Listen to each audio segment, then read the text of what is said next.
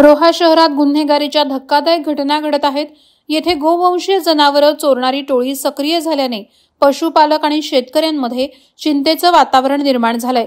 दिनांक 4 ऑगस्ट रोजी रात्री 12 वाजण्याच्या सुमारास नागरिकांनी थरारक पाठलाग करून नागोठण्यात गुरे चोरणारी कार पकडली।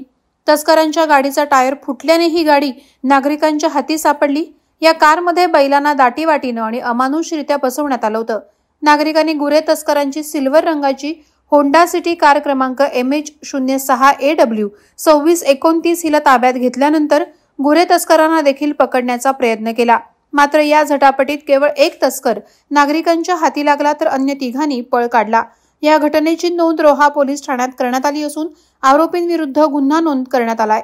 याबाबत पुढील तपास पोलीस निरीक्षक मुपडे यांच्या मार्गदर्शनाखाली रोहा पोलीस नाईक शिरसाट करत आहेत। वादळवारा लाईव्हसाठी अक्षय जाधव, रोहा।